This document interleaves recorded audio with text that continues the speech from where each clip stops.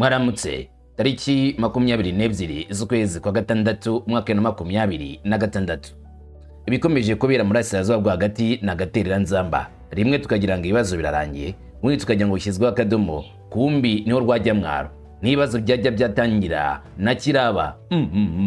Muri Asirazuba bwa hagati nanone aho ibisubizo hagati ya Leta Zunze Ubumwe za Amerika ndetse na Irani biri gushakishirizwa ngo barebe ko bakemura amakimbirane.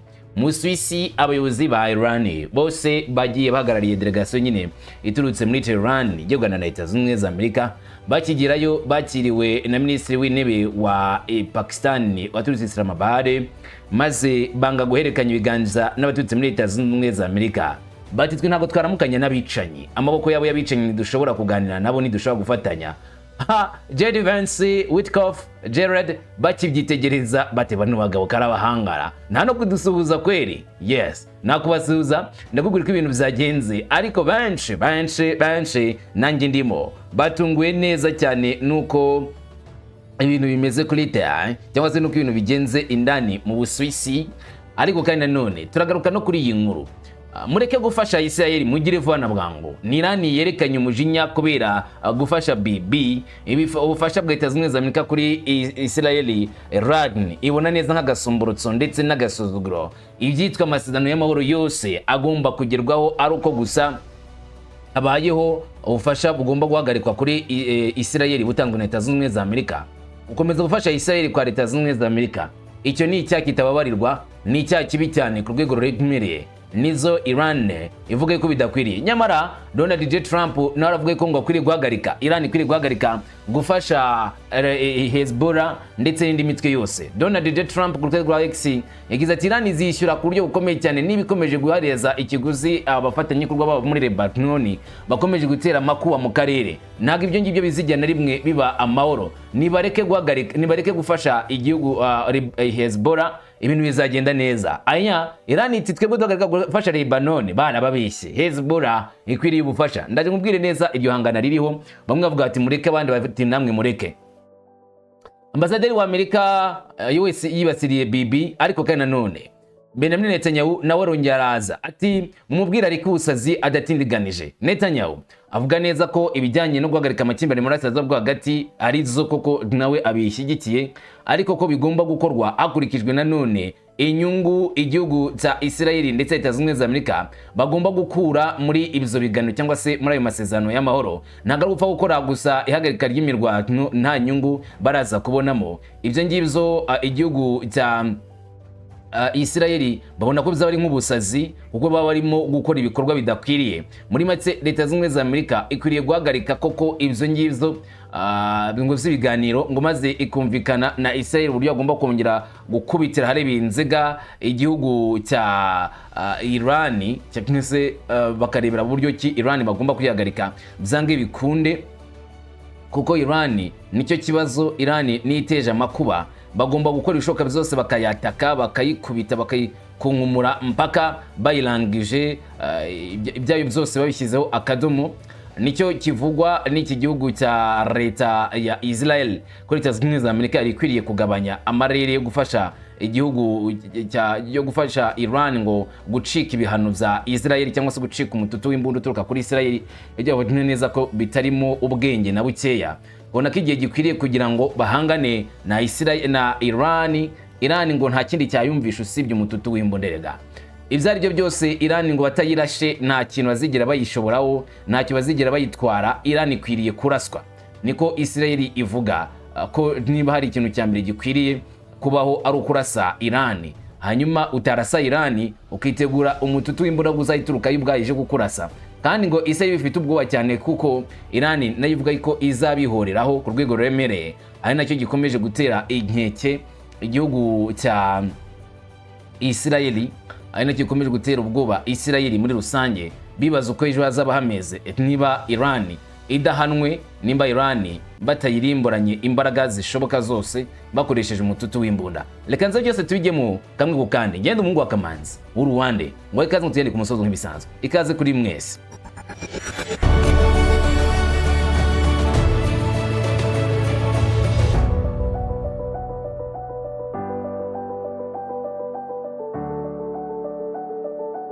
nivyo kuri ubu ngubu murasirazuba bwo hagati ndetse no kw'isi muri rusange bategereje imyanzuro yo guhagarika intambara iturutse cyane cyane ku biganiro hagati ya Leta Zunze Ubumwe za Amerika ndetse na Iran. Ibiganiro bigomba kwemeza uburyo amakimbirane murasirazuba bwo hagati agomba kurangira. Ni ibiganiro byaberaga muri Pakisitani, gusa ngubu byimuriwe mu bihugu z'i Burayi aho biri kubera mu Busuwisi, aho ngubu Leta Zunze Ubumwe za Amerika ndetse na leta ya Iran bose bohereje intumwa zigomba guhagararira ibihugu zazo muri ivyo biganiro. Ruhande rwa Leta Zunze Ubumwe za Amerika rwagiye ruhagarariwe na JD Vance, Visi Perezida wa Leta Zunze Ubumwe za Amerika. Ku ruhande rwa Iran agenda hagarariwe no mu muyobozi mukuru w'inteko ishinga amategeko Galibaf, ariko bose afite bari kumwe. JD Vance kumwe na Witkoff ngo mubona usohoje minisitiri w'intebe wa Pakisitani. Hanyuma ku ruhande rwa Iran hariho Galibaf ari kumwe na Basalachi, naye muramubona, bose bakiriwe muri Swiss na minisitiri w'intebe w'igihugu cya Pakistan, ari nawe ugomba kuba ari umuhuza muri no biganiro. Gusa icyatunguranye cyane ndetse cyateye abantu benshi kwibaza, mama na mama ni gutya se bagiye kuganira bataranasuhuzanyije? Nta kuramukanya ngo waramutse, nta kuramukanya ngo wiriwe, reka ahubwo tuganire icyatuzanye sha. Ibyo murimo kuvuga ngo kuramukanya twebwe n'abicanyi turamukana dute? Byabaye n'ubundi bizatungura benshi uburyo abanya-Iran bashesekaraga ku butaka bwa Swiss bari mu ndege iriho amagambo avuga ngo turi kwibuka abana b'inzirakarengane bishwe Imanebe muri Irani, bishwe n'igiseke cya Leta Zunze Ubumwe za Amerika. None ntibasuhuzanije na Leta Zunze Ubumwe za Amerika, byagenze gute ubundi? Nkuko amakuru aturuka indani bivuga, ibiganiro bikomeye hagati ya Leta Zunze Ubumwe za Amerika ndetse na Iran mu Busuwisi byabaye hakurikijwe amasezerano y'ubwumvikane aherutse gusinywa muri Islamabad. Byatangiye rero nabi rwose. Urwikekwe rwa diplomasi rwibasiriye isura y'agace k'ekonomi n'ibiganiro Los Angeles. Habayo rero igihe gikomeye ubwo intumwa za Iran zangaga kwitabira gahunda yo guhana intoki no gufata amafoto n'intumwa za Amerika. Ubundi rero bateganije yuko mbere yuko ibiganiro bitangira neza, cyangwa se nko kugaragaza ko ibiganiro byatangiye, hari ahantu bagennye ho gufatira ifoto y'urwibutso rw'ibyo biganiro no gukorana mu biganza ko bagiye kuganira. Nta musilamu mushukorana mu biganza n'umukafiri. Iki cyo cyatunguye benshi muri ivyo biganiro, kuko abanya-Iran nibo banze, ntagara abanyamerika banze. Video yo muri icyo kigo yafashwe amashusho minisitiri w'ububanyi n'amahanga wa Iran Basalachi ndetse na perezida w'inteko ishinga amategeko Mohamed Bagher Galibaf binjiye mu cyumba cyuzuyemo itangazamakuru, aho za kamera ziziteretse. Abanyamakuru n'abayobozi bari bategereje ikiganiro cy'umuhango wo gufata amafoto, ariko bagiye kutungwa no kuba baraje bakisuriza minisitiri w'intebe wa Pakisitani ibyo kujya gufata amafoto. Ati mu byiganiriza rero twebwe nta gahunda tubifite. Rero koordinate mukuru wa Iran kuri konte ya Hagati kuri X yateye urujijo Amerika agira ati, mumbabarire, ntabwo twakoze urugendo rurerure kugira ngo tujye kwifotoza hamwe n'abanyabyaha b'intambara b'abanyamerika. Mu magambo ahinnye muri video, nanone aho gufata imyanya yabo imbere yaho bari bagomba gufatira amafoto, abayobozi ba Iran banyuze imbere ya kamera basohoka mu cyumba batigeze bahagarara kuri bankrate yari yategurijwe gufatirwaho amafoto, barakomeza barisohokera. Nk'uko ikigo cy'itangazamakuru cya Iran Tasnim kibitangaza, abateguye ibiganiro n'abagize itsinda rya Amerika bari bateguye ko barafata amafoto y'urwibutso mbere y'uko ibiganiro bitangira, ariko umuvugizi mukuru wa Iran Mohamed Bagher Galibaf ndetse minisitiri w'ububanyi n'amahanga Basalachi bivuga ko banze icyo cyifuzo burundu, baratsemba bati twebwe dufotorwa nkande, bayicaho barigendera. Bivuga ko abayobozi ba Iran bamenyesheje abateguye iki gikorwa ko batazitabira icyo gikorwa cyo gufata amafoto ndetse no kugira icyo bavugana n'itangazamakuru. Amakuru avuga ko intumwa za Iran zanze kenshi ubusabe bw'abayobozi ba Amerika ndetse n'abateguye ibirori, zigaragaza ko zitazagaragara na rimwe bahagararanye n'abayobozi ba Amerika mu birori ibyo ari byo byose mu itangazamakuru. Nta foto muzigira mubona, iyo muzabona izaba ari AI hagati y'umuyobozi wa Leta Zunze Ubumwe za Amerika n'umunya-Iran bakoranye mu biganza bahagararanye bifotoranije. Wapi, ntabyo muzigira mubona. Ngo ntabwo ibyo bintu bishoboka. Umunyabyaha w'intambara ufite amaraso mu biganza yakorana gute n'umwera mu biganza? Ibyo nyiranya-Iran nabona neza ko byaba ari ukurenga ku mahame ya Gishiya. Nyamara nubwo hari uburyo bwa diplomasi butameze neza, hari igihe gito ubwo intumwa ebyiri zari zihanganye zasaga nkaho ziseka by'akanya gato zikumvikana, ariko kuri inshuro byahinduye. Amashusho y'ibyo bintu byabereye yerekanye abanya-Iran binjira mu cyumba cyari giherereyemo Visi Perezida wa Amerika JD Vance n'intumwa ze bari kumwe Steve Witkoff ndetse na Jared Kushner. ariko nabwo ntiyabakora mu biganza no muri icyo cyumba indani, usibye nande ho gufatirwa amafoto byari byateguriwe. Minisitiri w'amahanga wa Iran yakiranye ibyishimo Minisitiri w'intebe wa Pakisitani Shahbazi Sharif, amusuhuza mu ntoki ndetse baranahoberana mbere yo kuvugana nawe amagambo make hanyuma akajya mu byicaro. Mukiro n'amakuru ya Iran Tasnim bitangaza intumwa za Iran zavuye mu biganiro mu rwego rwo kwamagana amagambo ya Trump yo guhungabanya Repubulika ya Kisilamu. Itangazamakuru rifitanye isano na leta ya Iran ryatangaje ko kandi abaganira batanze ibirego ku mugaragaro ku ruhande rwa Amerika. Ibi rero bikongera gushishikariza cyane cyane abenshi bakurikirana iby'ibi biganiro kuba hari ibidasanzwe bishobora kuba. Amakuru yavuzwe na Press TV avuga ko intumwa za Iran zagaragaje ko zitemeranya n'uruhande rwa Amerika kandi ko ubu ngubu zirimo gusuzuma ibisabwa kugira ngo zisubize neza iterabwoba rya Trump mu magambo nk'uko byatangajwe n'umuvugizi wa Minisiteri y'Ububanyi n'Amahanga ya Iran Galbaf, ngo nta cyizere gihari cyo gukora iki gikorwa cyo gusuhuza cyangwa se cyo gukora amasezerano. Kuvuga yuko hari impungenge zo kuba no muri bino biganiro bashobora kutazumvikana, Leta zimwe za Amerika ndetse na Iran zitangiye izo myizakiye bitewe n'uko bigaragaje bwa mbere bakigera mu Busuwisi.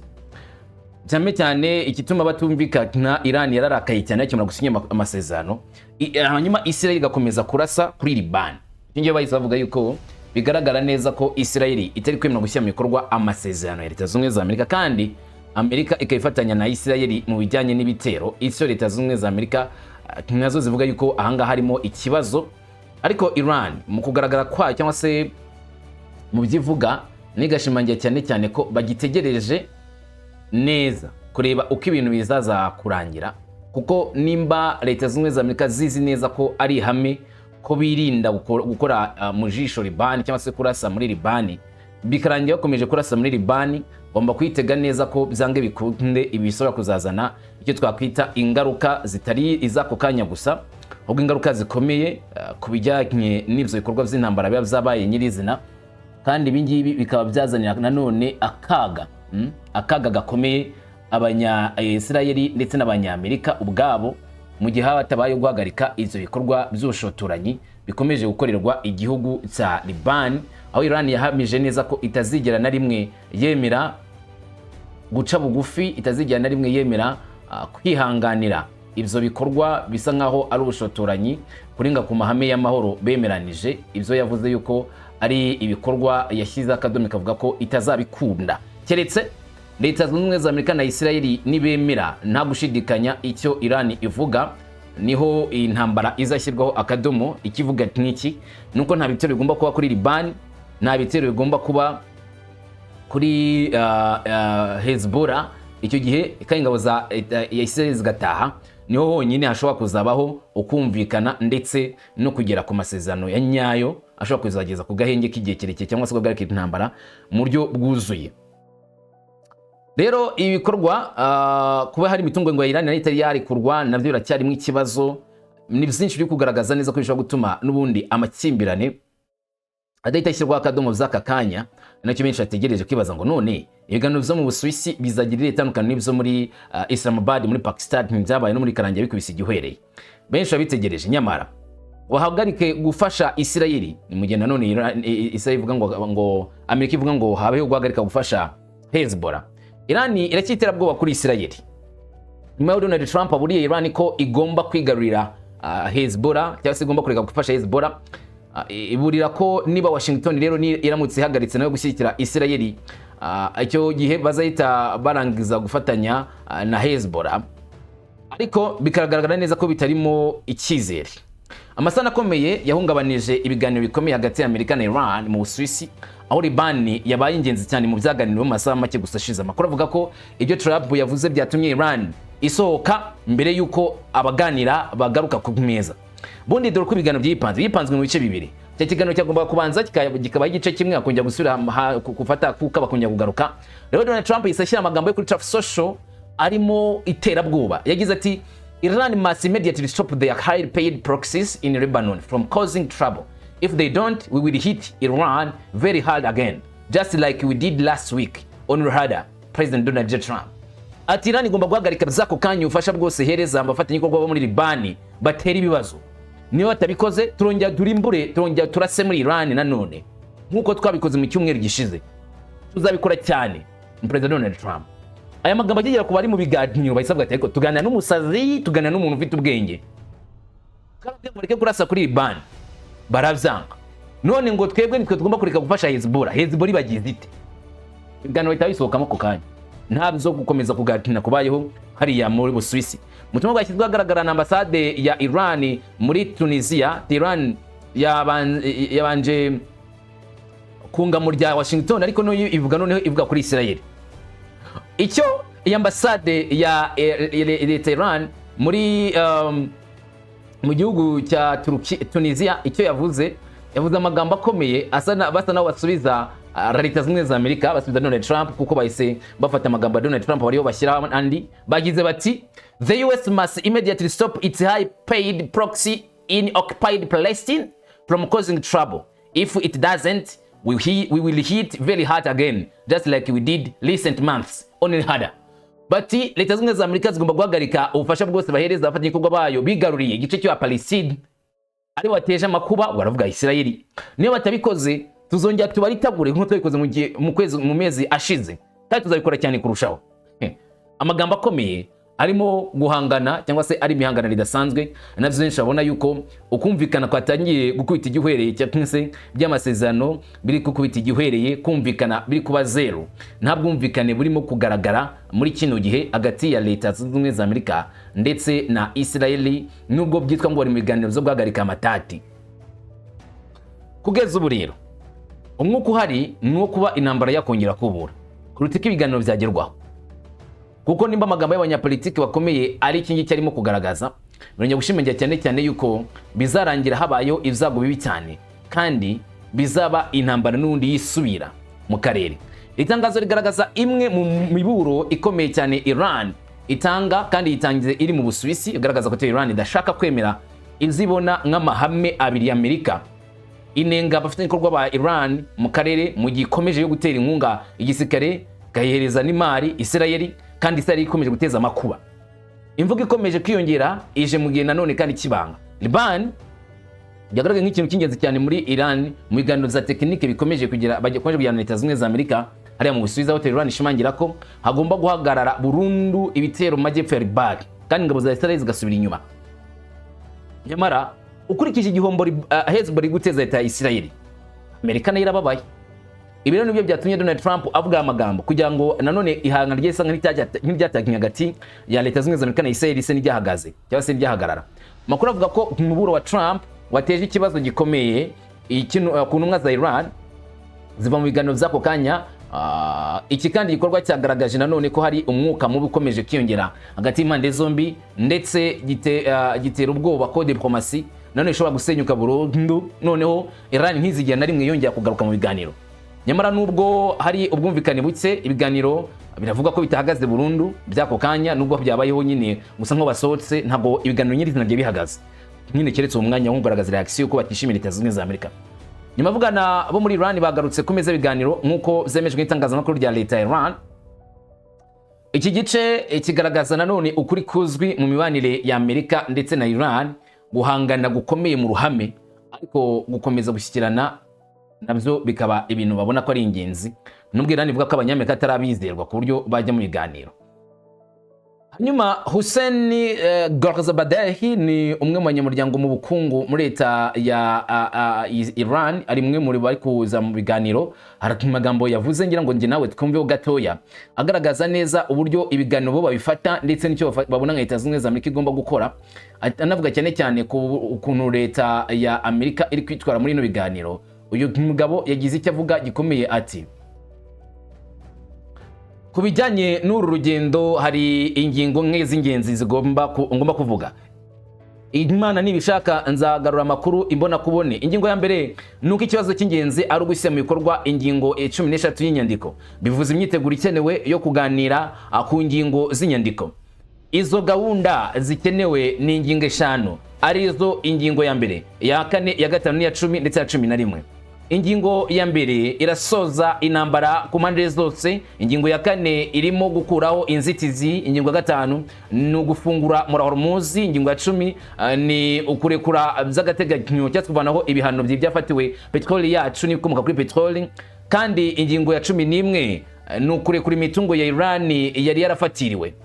Kubirebana n'ingingo ya mbere rero ari nayo yari ingingo y'ingenzi cyane mu biganiro by'uyu munsi mu nama z'ibihugu zombi n'izihuza ibihugu byinshi, kandi ubu mu gihe inama nyamukuru irimo gutangira, ikibazo cya Libani cyagomba kwitabwaho cyane kurusha ikindi icyo ari cyo cyose, kandi nimba isi intambara itarangiye muri Libanoni ari nayo ingingo y'ingenzi nk'uko twabivuze, rero nta gushidikanya ko ibibazo bizakurikiraho bitazaganirwaho. Ibi nizo byashimangiwe nanone n'intumwa za Irani n'umuyobozi w'izo ntumwa Dr Galbaf ku bw'amahirwe hamwe babikurikirana. Twizera ko tuzabona wenda izavuga muri ibyo biganiro uyu munsi ari plus cyangwa se ari byiza. Ku bijyanye n'izindi ngingo, impuguke zagiranye ibiganiro mu nama, intumwa za Qatar zari hano, kandi twaganiriye ku ngingo ya 11 irekurwa ry'umutungo wa Iran wafatiriwe. Gahunda yo gushyira mu bikorwa yafashwe nk'ingamba kandi iracyakomeje nyuma y'inama nkuru yerekeye ingingo ya 11 ndetse n'ingingo yewe ya 10 ndetse n'ikibazo cyo gukuraho ibihano byadufatiwe by'agateganyo kuri petroli yacu, nabyo byaganiriye kandi byashojwe. Kandi vuba ngaha tugomba kuzabona itangwa ry'irivugurura rikuraho ibihano kuri twebwe. Aya ni amagambo yavuze. Nyamara Visi Perezida wa Leta Zunze za Amerika bwana JD Vance nawe hari icyo yatangaje akigera muri iyi nama. Hari ikintu yavuze gikomeye aho yagaragaje ko hari icyo biteze muri bino biganiro. Ati ndi kumwe n'intumwa yo muri Iran, yo muri Pakisitani, ndavuga ko kuvaho Munil yatwakiriye turi kumwe na minisitiri w'intebe wa Irani uturutse Islamabad, wa Pakistan uturutse Islamabad.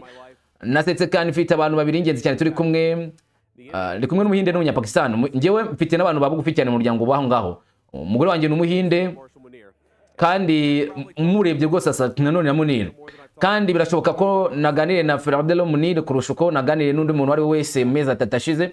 Nabwo yari kuba ari hano adafite ubuhanga bwe mu butegetsi. Birumvikana ko ari umuyobozi ukomeye wa gisirikare, ariko ndatekereza ko biraza gutanga gahunda nziza mu gisirikare, muri diplomasi, mu bibazo bikomeye. Ariko ibi bizazana amahoro ku isi yose, kandi ngomba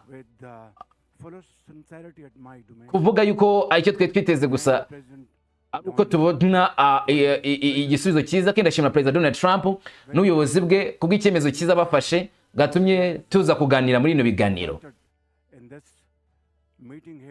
Nubwo Galbaf, nubwo Defense ndetse n'abandi bayobozi baturutse muri ibyo bihugu bahuriye hariya mu Busuwisi, bayobowe na minisitiri w'intebe wa Pakisitani uturutse Islamabad Munir, biragaragaza neza cyane yuko bigaragara ko amahame shingiro y'ibiganiro ashobora guhinduka isa yari yo yose.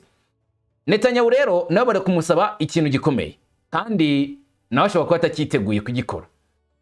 Ku ruhande rwa Isirayeli, kugira ngo amahoro aboneke, icyo Iran ivuga, ise ngo igomba kwemera neza icyo isabwa byihuse kugira ngo amakimbirane arangire. Leta Zunze za Amerika na Isirayeli bafitanye umubano udashobora gusenyuka, kandi koko n'ubu uracyari ukuri. Nta muyobozi w'isi kweza avugana nawe kurusha minisitiri w'intebe Netanyahu. Umubano utari nk'uwa leta ebyiri gusa, ahubwo ni ikintu cyereye cyane ku giti cye, ku buryo hari ubwumvikane buke hagati yabo bushobora kuba wenda butandukanye n'uko afitanye isano n'undi muntu ari we wese. Perezida abwira abantu ibintu,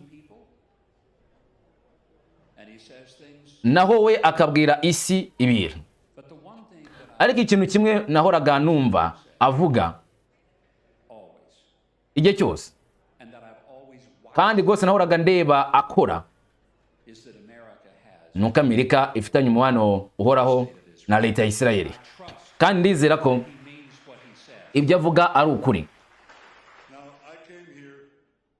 Naje ahangaha ku isabukuru y'imyaka 50 nyamurumuna wanjye aguye Entebbe, avuye ku musozi wa Herzl.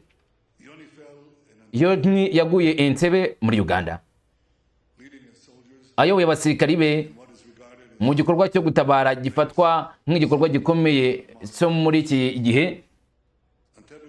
Entebbe yagaragaje ko abantu bigenga baramutse bashyize imbaraga zabo mu bikorwa bashobora gutsinda igitugu kibi cyane, igitugu kibi cyane ku isi, nubwo byaba biteye ubwoba, nubwo byaba bigoye. Kandi koko nyuma yo gutabara Entebbe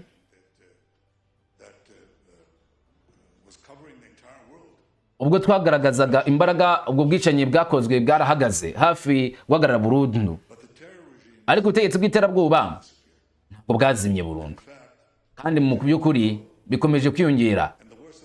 Kandi ibi kurusha ibindi birumvikana neza ni Irani, umuterankunga ukomeye cyane w'iterabwoba ku isi. Nyuma y'imyaka 35 yoni aguye Entebbe mu mwaka wa 10, data yizihije hafi ku kigo cya Bergen, ariko ntiyigeze yizihiza ibingibi. Bizihije isabukuru ye y'imyaka 100. Kandi abahanga mu by'amateka bavuze ko ubushakashatsi bwe mu mateka kuri Inquisition ya Espagne n'inkomoko y'ubuzimu bw'abazioniste, kandi abari bazi inkuru y'ibikorwa bye muri Leta Zunze Ubumwe za Amerika zo gushakira inkunga leta y'Abayahudi mu ntambara ya kabiri y'isi yose. Inama yagiranye na Escora n'abandi benshi nabo babivuzeho. Nyuma rero y'umunsi umwe w'inyigisho n'ishimwe, data yaje ku rubyiniro nta bufasha, ufite imyaka 100,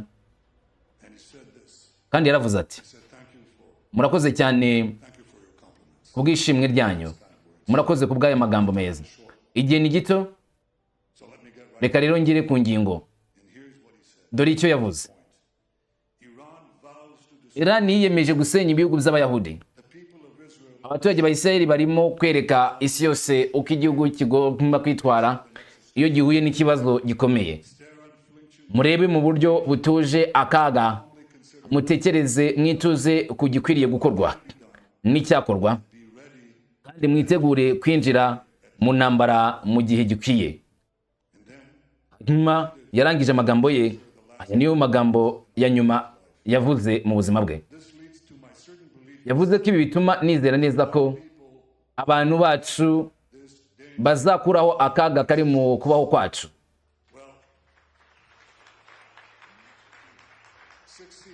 Nyuma y'imyaka 16 rero nyuma yaho twarabikoze, kandi ndababwira ibyo navugiye kumva ya murumuna wanjye mu masaha make ashize.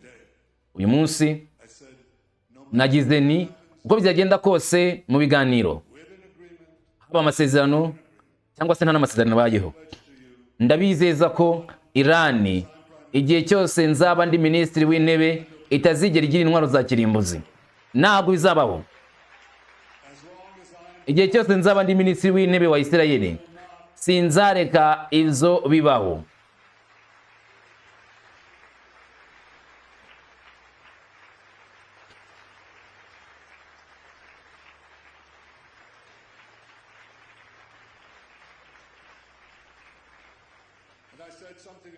Kandi navuze ikindi kintu kuri Libani. Navuze kanongera bisubiremo aha ngaha, ntanasubiremo mu minota ishize. Igihe cyose tuzaba dukeneye kurinda abaturage bacu, tuzakomeza kuba mu gace k'umutekano muri Libani y'amajyepfo. Impamvu irumvikana neza. Nta gihugu cyasabwa gukora ibinyuranye n'izo. Noneho wiyumvire Leta Zunze Ubumwe za Amerika ku mupaka ufite ibihumbi, ingabo z'iterabwoba ibihumbi, batera imijyi yanyu n'imijyi yanyu ibisasu bya roketi na misile balistike. Dubwe dore nizo bwicanyi, bica abasirikari banyu, bica abaturage banyu, bica abana banyu, kandi bakabatera ubwoba buri munsi. None se Amerika yo yakora iki? Ese yavuga ite ntacyo twakora, reka dukomeze twatwe umuriro? Ese ibyo ryo Amerika yavuga? Oya, uzi neza icyo Amerika yakora. Yambuka umupaka igashyiraho agace k'umutekano, ikica iterabwoba kandi ikarinda abaturage bayo kugeza igihe icyo kibazo kizavaho. Nk'ibyo koko turimo natwe gukora.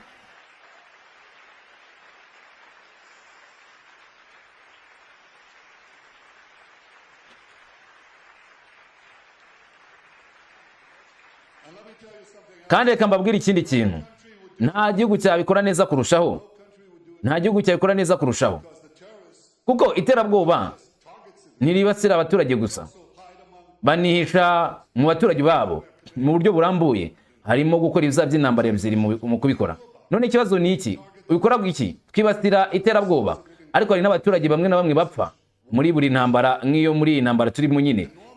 Kandi ubusanzwe igipimo cy'abarwanyi n'abatarabarwanyi bishwe, abatarabarwanyi n'abarwanyi bishwe ni hafi 7 kuri 1 cyangwa 8 kuri 1.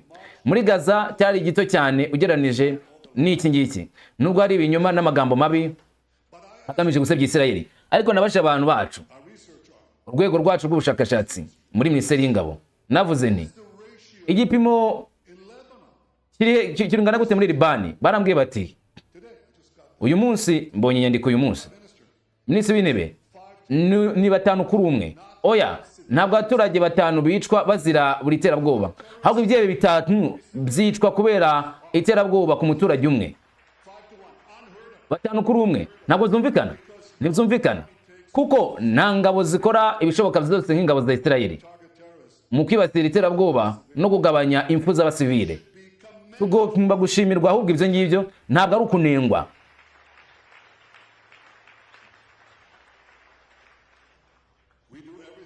Dukora ibishoboka byose mu bushobozi bwacu kugira ngo turinde abaturage bacu.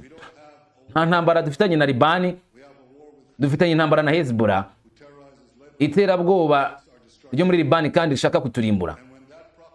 Kandi igihe uwo muhagarariye Irani azaba atakiba ikibazo, igihe azaba yasenyutse, tibaza ko ibintu bizahita birangira ako kanya tukajya amahoro na Libani. Kandi negereje kubisinyaho umukono, kandi ateganya kuba biri hafi ahangaha. Ndashaka ko mubimenya.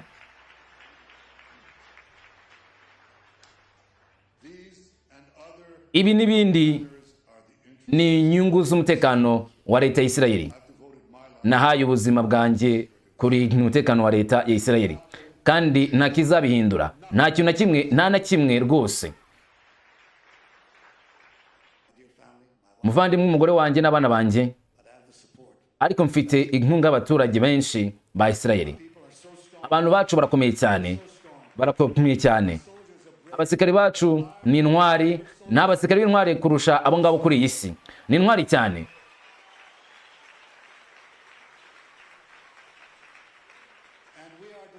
Kandi twiyemeje kurinda igihugu cyacu uko byagenda kose.